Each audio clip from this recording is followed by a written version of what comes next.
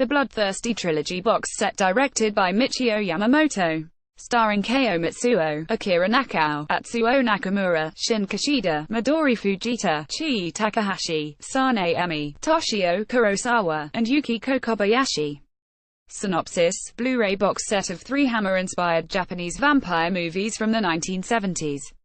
Made by Japan's legendary Toho Studios, the company responsible for, amongst others, the classic Godzilla movies from the 1950s up to present day and the infamous Lone Wolf Cub series. The Bloodthirsty Trilogy consists of 3 vampire movies that are unconnected plot-wise but share the same cast, crew and sets, and, probably more noticeably, they all come from a desire to emulate the horror movies of the time coming from the West, namely anything made by Hammer and AIP's Roger Corman-directed Edgar Allan Poe adaptations. The first film of the trilogy is The Vampire Doll aka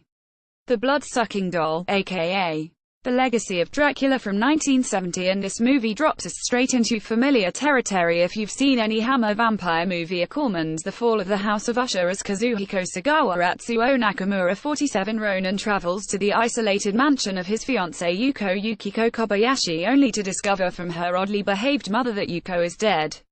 When Sagawa does not return from the mansion, his sister and her friend go looking for him and discover that Yuko may not be as dead as her mother seems to claim.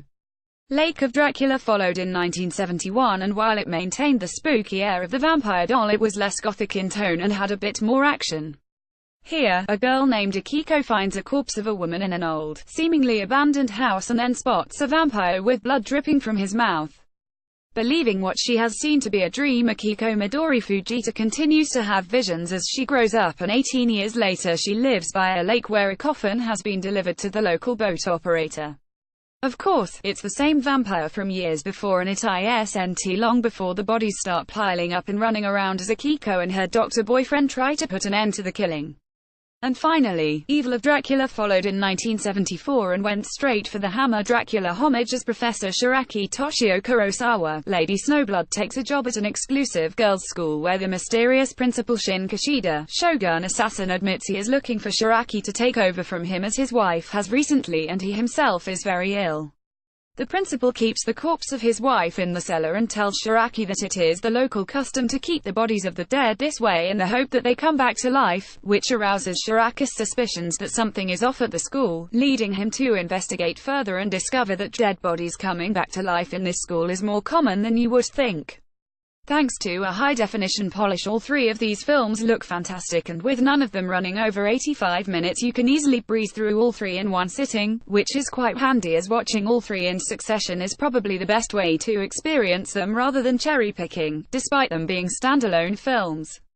Of the 3, it is Evil of Dracula that is the most fun and entertaining, giving more than a passing nod to the likes of Dracula and Lust for a Vampire, especially the energetic performance of Shin Kishida as the principal, who perfectly channels Christopher Lee in his body language and dramatic gestures, and ticking all the boxes when it comes to 1970s horror, i.e. blood, violence and nudity. The Vampire Doll is probably the creepiest of the trilogy, creating a gloomy atmosphere and maintaining it throughout with the pace barely deviating, and at 71 minutes long it doesn't outstay its welcome, but at the same time it does get under your skin with its dark mansion setting and the ghostly vampire makeup that looks like it would be a spoof of Japanese horror movies if it were made today. Pale blue face, yellow eyes and plastic fangs, but this is the genuine article and has the desired effect nevertheless. Which leaves Lake of Dracula as the lesser of the 3, losing some of the gothic splendor of the other 2 movies in favor of a more natural outside setting and action scenes that are well staged and fairly exciting, but this means that the bits in between are less so, making the film uneven as a whole.